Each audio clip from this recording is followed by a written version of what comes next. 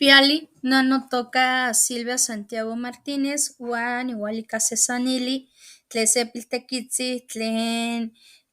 mochiua ipan ne Chinanco, pase Chinanco tlen matlatzkitok pan Altepeco,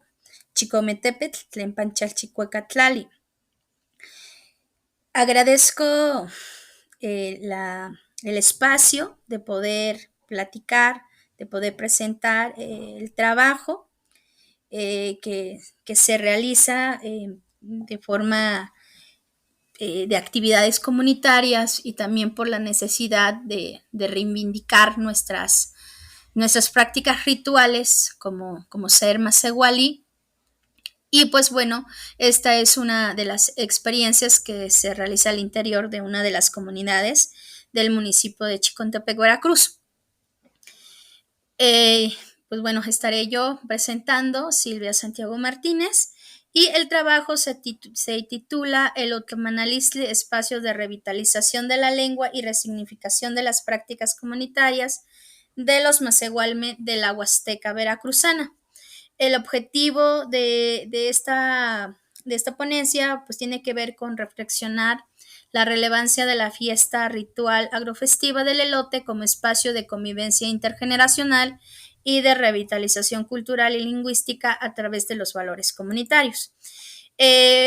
Producto de este trabajo han sido parte de las reflexiones que hemos estado realizando, que hemos estado construyendo con las abuelas y los abuelos, así como las niñas y los niños de esta comunidad, puesto que pues hablar de la fiesta del elote pues no ha sido tan fácil, porque si bien es una práctica meramente, o es una ritualidad meramente ancestral, pues hubo una ruptura intergeneracional, no porque no lo quisieran hacer, sino por todos estos colonialismo religioso que operó en muchas de las comunidades y que regresar a la fiesta es también revivir una parte de lo que es nuestra historia, los saberes, los conocimientos,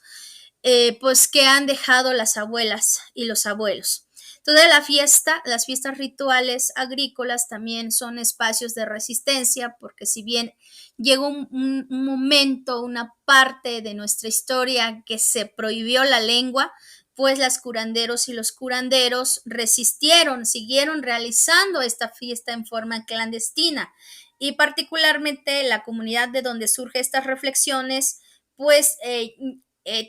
tenía años de no realizarse, y a partir de alguna década pues se empieza a retomar esta fiesta como una necesidad también de reivindicar ciertos valores comunitarios que están relacionados con el respeto y el agradecimiento a los guardianes, entes y también a la tierra como esta casa grande en que estamos todas y todos. La lengua, dentro de esta fiesta se considera la lengua, se consideran los aspectos culturales, y también miramos a la lengua, que es una entrada hacia universos que nos permiten pues mirar que se nombra distinto, los comportamientos se pueden entender a partir de ese hablar distinto. La lengua náhuatl es una de las lenguas, de las 3 lenguas indígenas más habladas en el territorio mexicano. Al ser una de las lenguas más habladas, pues se conoce, o quizás se conoce poco, o quizás se conoce mucho, sobre los procesos de desplazamientos que está pasando en los últimos años, y principalmente en muchas de las comunidades de Chicontepec, donde han operado políticas lingüísticas para avasallar las lenguas, pues han dado resultado, puesto que las nuevas generaciones ya no hablan la lengua. Y esto que tiene que ver con la relación del Elotlamanalistli, puesto que es ahí donde las abuelas y los abuelos empujan o ponen en la mesa que es importante recuperar la lengua para poder comprender por qué el agradecimiento, por qué el Tlatlepanitalisli o el respeto, por qué la bienvenida o el Calaquía Elo se torna importante en la visión náhuatl. Y esto ha sido una lucha constante, puesto que la castellanización es muy fuerte y la participación meramente activa de las infancias torna un espacio también agencial, puesto que se apropian de la fiesta, pero no solo se apropia de la fiesta, sino todos los elementos culturales y todos los elementos que componen la lengua para comprender el acto ceremonial al Chicomexochitconetzi, que es a la niña y al niño maíz. Entonces, entender esta parte de la asimilación lingüística, del desplazamiento lingüístico, pues también es decir por qué las lenguas se prohibieron y por qué con ellas también, cuando se pierden las lenguas, también hay todo un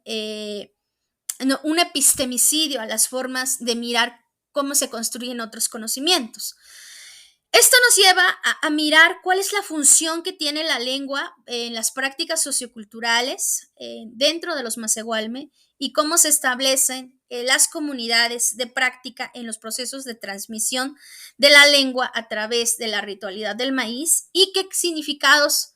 están construyendo las infancias a partir del uso de la lengua con los procesos de transmisión de los conocimientos y prácticas rituales en torno al maíz. Entender esta parte de todos estos desplazamientos lingüísticos y también las prohibiciones de las ritualidades, principalmente del Otlamanalistli y la petición de lluvia a Tlatzcualtzitlisli, tiene que ver con todo este proceso de colonialidad. ¿Por qué? Puesto que ha operado y sigue operando de mirar que los saberes y los conocimientos muy otros, pues no tienen cabida dentro de los conocimientos verdaderos y dentro de la filosofía occidental. Entonces, la lengua que opera es una lengua impuesta, que forma parte de este mito fundacional de los estados-naciones con una cultura, y a partir de este mito fundacional de los estados-naciones, pues se ha logrado en la mayor parte el avasallamiento de las prácticas meramente rituales por considerarse actos del demonio, ¿no? Y pues bueno, el Otlamanalistli tiene, como les decía, tiene una ruptura intergeneracional, porque por muchos años se dejó de hacerla, se dejó de realizarla, no porque los Masehualme quisieron no hacerla, sino porque se prohibió. La Iglesia Católica prohibió esta práctica y consideró que aquellas personas que lo hacían, pues invocaban al demonio. Y son los curanderos, de alguna forma, los que han resistido y ahora que nos han enseñado de cómo caminar hacia estos procesos de agradecimiento y respeto al ente del maíz. Y particularmente dentro de la comunidad, el maíz tuvo un lugar importante, puesto que se menciona que se había ido entre los Masehualme. No se enseñaba a la fiesta del elote a los niños, no se les enseñaban a las niñas, pero ese enseñar implica también de que no se enseñaban los valores y comunitarios y esa importancia que tiene el maíz en el mundo náhuatl. ¿Quiénes han sido parte de estos procesos de reivindicar la fiesta? Pues son los propios curanderos junto con las abuelas y los abuelos, que cuando empezaron a mirar, a cuestionarse por qué el maíz ya no da, por qué solo hay puros solotes, por qué la sequía, pues organizaron y empezaron a realizar esta fiesta como una necesidad reivindicar del ser Masehuali. El lugar De esta fiesta, pues los ocupan las ritualistas, principalmente mujeres, quienes siguen con todos estos procesos meramente rituales, junto con los curanderos, que pues son los que abren el camino hacia el agradecimiento a Chicomechochis, a la niña y el niño maíz. En esta fiesta sobresalen algunos conceptos propiamente que son conceptos que cargan valores comunitarios, como es el respeto y el agradecimiento al maíz. Me voy a brincar esta página. Este, en estos procesos de agradecimiento, pues las niñas y los niños se van apropiando qué significa Tlaxcamatili, qué significa Tlatepanitalisli, qué significa Titequitice, o qué significa Tlatempoali, Tlentexcamahuia Elotzi, o las narrativas que nos dicen de cómo llegó el elotito a la comunidad, ¿no? Que hay una infinidad de mitos, también leyendas, también relatos, también anécdotas de cómo se figura este maíz como un ente, y que se cuenta mayormente en náhuatl, porque los que saben de estos mitos, de estas leyendas, pues son principalmente las abuelas y los abuelos. Dentro de el Otlamanalisli, encontramos que hay mirar que entre la fiesta del elote, pues se menciona mucho como es totlacayo, ¿no? El maíz es totlacayo, el maíz es nuestro cuerpo, pero ¿qué significa, no? Significa pues que es el alimento que sustenta la vida del masehuali, y que ese sustentar la vida, pues hay un cuidado de crianza del maíz, y a la vez este maíz cuida también a los Masehualme. Y esta es